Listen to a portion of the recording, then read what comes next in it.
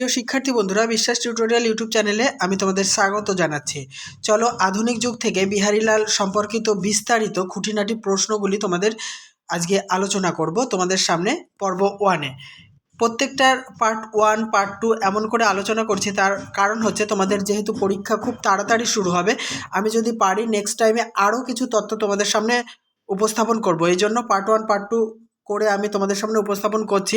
এর আগে যে সমস্ত ভিডিও আমি তোমাদের সামনে তুলে ধরেছি সেগুলি যদি না দেখে থাকো, অবশ্যই আমার চ্যানেলের প্লেলিস্টে গিয়ে সমস্ত ভিডিওগুলি তোমরা দেখে নিতে পারো। দেখো, বিহারীলাল চক্রবর্তী, প্রথম যে বিষয়টি নিয়ে আমি আলোচনা করব, বিহারীলাল চক্রবর্তীর জন্ম 1835 খ্রিস্টাব্দে জন্মগ্রহণ করেন, মৃত্যু 1894 খ্রিস্টাব্দে। প্রথম স্বপ্ন দর্শন নামে একটি গদ্যরূপ কাব্য, মানে গদ্যরূপক কাব্য তিনি সৃষ্টি করেন 1858 খ্রিস্টাব্দে। পূর্ণিমা পত্রিকায় প্রথম এটি প্রকাশিত হয়। আর সঙ্গীত শতক, এটি প্রথম প্রকাশিত কাব্য 1862 খ্রিস্টাব্দে প্রকাশিত হয়েছিল। এই সঙ্গীত শতক কাব্যে 100টি বাংলা গান স্থান পেয়েছে, অর্থাৎ 100টি গানের সমষ্টি হচ্ছে সঙ্গীত শতক কাব্যটি। নেক্সট কাব্যগ্রন্থ বঙ্গসুন্দরী 1870 খ্রিস্টাব্দে প্রকাশিত হয়, 10টি স্বর্গে বিন্যস্ত। মানে বঙ্গসুন্দরী কাব্যের 10টি স্বর্গ রয়েছে, সেই 10টি স্বর্গগুলির নাম আমরা জেনে নেব। উপহার, নারীবন্দনা, সুরবালা, চিরপরাধিনী, করুণা সুন্দরী, বিষাদিনী, প্রিয় সখী, বিরোহিণী, প্রিয়তমা এবং অভাগিনী। পরের যে কাব্যগ্রন্থ নিসর্গ সন্দর্শন 1870 খ্রিস্টাব্দে প্রকাশিত হয়, এটিরও 7টি স্বর্গ রয়েছে। অবোধ বন্ধু পত্রিকায় ধারাবাহিকভাবে এটি প্রকাশিত হয়েছিল। নেক্সট বন্ধুবিয়োগ কাব্য 1870 খ্রিস্টাব্দে প্রকাশিত হয়। বন্ধুবিয়োগ কাব্যের 10টি স্বর্গ রয়েছে, আর প্রথম বন্ধুবিয়োগ কাব্যটি প্রকাশিত হয় পূর্ণিমা পত্রিকায়। বন্ধুবিয়োগ কবির পত্নী এবং 4 বাল্যবন্ধুর স্মৃতিতে লেখা। কবির পত্নী হলেন সরলা দেবী, আর 4 বন্ধু হচ্ছে পূর্ণচন্দ্র, কৈলাস, বিজয় এবং রামচন্দ্র। এদের স্মৃতিতে মূলত বন্ধুবিয়োগ কাব্যগ্রন্থটি তিনি রচনা করেন, আর এতে মনে করা হয় ঈশ্বরগুপ্তের প্রভাব ছিল। পরের কাব্যগ্রন্থ প্রেম প্রবাহিনী 1871 খ্রিস্টাব্দে প্রকাশিত হয়। এর স্বর্গ সংখ্যা 5টি। 5টি স্বর্গে বিভক্ত এই প্রেম প্রবাহিনীর স্বর্গগুলির নাম দেখে নাও: পতন, বিরাগ, বিষাদ, অন্বেষণ এবং নির্বাণ। এই কাব্যের কবির মনের প্রথম জাগরণ ঘটে। প্রেমকে কবি সংকীর্ণ গণ্ডিতে বেঁধে না রেখে অনন্ত জগতের মধ্যে অনুভব করতে বলেছেন। নেক্সট জেনে নেব কবির শ্রেষ্ঠ গীতিকাব্য সারদা মঙ্গল সম্পর্কে। 1879 খ্রিস্টাব্দে এটি প্রকাশিত হয় আর্য দর্শন পত্রিকায়। সারদা মঙ্গলের 5টি স্বর্গ ছিল, মানে 5টি স্বর্গ রয়েছে। এটি প্রথমেই বললাম শ্রেষ্ঠ গীতিকাব্য। কাব্যের শুরু করেছেন কবি উষা বন্দনার মধ্য দিয়ে। নেক্সট সাধের আসন 1295 থেকে 1296 বঙ্গাব্দে প্রকাশিত হয়।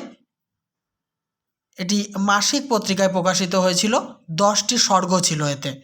আর এর ইংরাজি যে সালটা আমি প্রথমে যেটা বললাম বঙ্গাব্দ, মানে সাধের আসন 1295 থেকে 96 বঙ্গাব্দে প্রকাশিত হয়। আর ইংরাজি খ্রিস্টাব্দ যদি ধরি 1889 খ্রিস্টাব্দে এটি প্রকাশিত হয়। 10টি স্বর্গে বিভক্ত ছিল। পরেরটি দেখো বাউল বিংশতি 1994 খ্রিস্টাব্দে প্রকাশিত হয়। মায়াদেবী 1882 খ্রিস্টাব্দে প্রকাশিত হয়। ধূমকেতু 1882 খ্রিস্টাব্দে প্রকাশিত হয়। শরৎকাল এবং দেবরানী গোধূলি এটি 1899 খ্রিস্টাব্দে প্রকাশিত হয়। কবির মৃত্যুর পরে প্রকাশিত কয়েকটি কাব্য রয়েছে, সেগুলি সম্পর্কে একবার দেখে নাও। সাধের আসন 1295 থেকে 96 বঙ্গাব্দ, বাউল বিংশতি 1894 খ্রিস্টাব্দ, শরৎকাল 1899, আর কবিতা ও সঙ্গীত। নেক্সট কবি বিহারীলাল চক্রবর্তী সম্পাদিত কয়েকটি মাসিক পত্রিকা, মানে 2টো মাসিক পত্রিকা ছিল। পূর্ণিমা 1959 খ্রিস্টাব্দে প্রকাশিত হয়েছিল এই মাসিক পত্রিকাটি। আরেকটি ছিল অবোধ বন্ধু। এই দুটি পত্রিকার সম্পাদনা করতেন বিহারীলাল চক্রবর্তী। পরের তথ্য জেনে নাও। বিহারীলাল চক্রবর্তীর শ্রেষ্ঠ কাব্যগ্রন্থের নাম শারদামঙ্গল, 1879 খ্রিস্টাব্দে প্রকাশিত হয়েছিল। বাংলা সাহিত্যের কয়েকজন গীতিকবি এবং তাদের শ্রেষ্ঠ রচনা সম্পর্কে আমরা এখন জেনে নেব। দেখো, গীতিকবি হেমচন্দ্র বন্দ্যোপাধ্যায়, ওনার শ্রেষ্ঠ গীতিকাব্য হচ্ছে বিদ্রোহ সংহার, 1875 খ্রিস্টাব্দে প্রকাশিত হয়। অক্ষয়চন্দ্র চৌধুরী, শ্রেষ্ঠ গীতিকাব্য উদাসিনী, 1874 খ্রিস্টাব্দে প্রকাশিত হয়। সুরেন্দ্রনাথ মজুমদারের মহিলা কাব্য, 1883 খ্রিস্টাব্দে প্রকাশিত হয়। নবীনচন্দ্র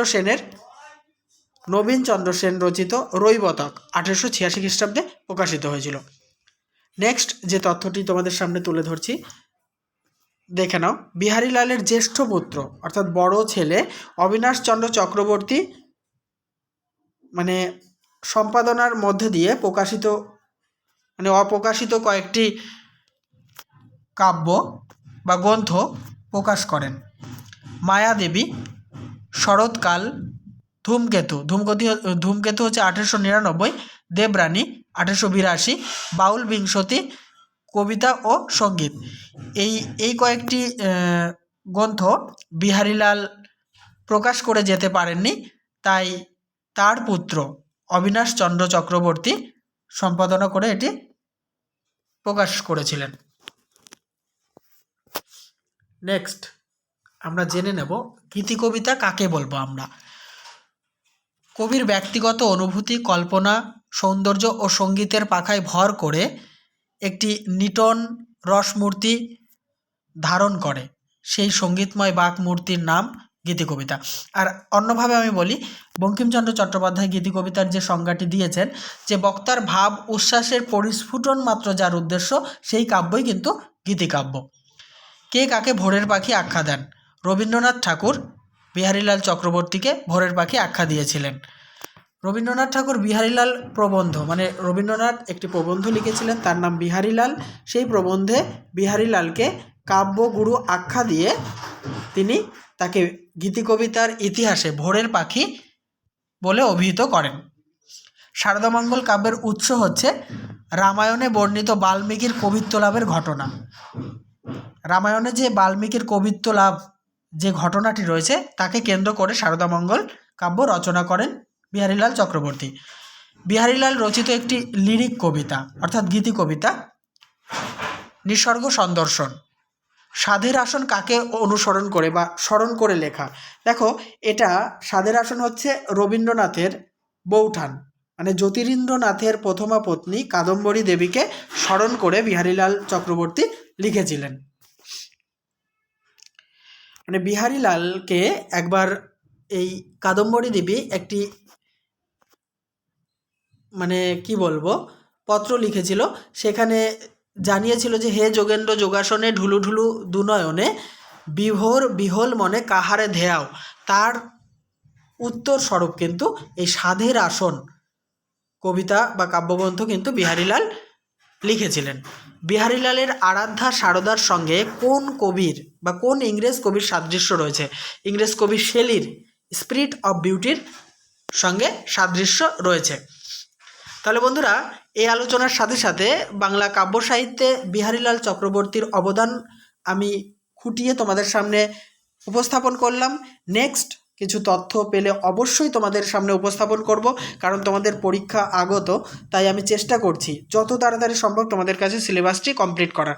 ঠিক আছে বন্ধুরা, অবশ্যই ভিডিওতে লাইক, কমেন্ট এবং শেয়ার করো। আর চ্যানেলটিতে নতুন হলে সাবস্ক্রাইব করে অল করে দিও। আর তোমরা প্রতিনিয়ত আমার চ্যানেলের প্লেলিস্ট দেখতে কিন্তু ভুল করো না, কারণ আমি সমস্ত নিজের স্কুল সামলেও আমি চেষ্টা করছি তোমাদের ভিডিওগুলি তোমাদের সামনে পৌঁছে দিতে। ঠিক আছে বন্ধুরা, দেখা হবে নেক্সট একটি ভিডিও। দেখতে থাকো, সঙ্গে থাকো বিশ্বাস টিউটোরিয়াল ইউটিউব চ্যানেলটি।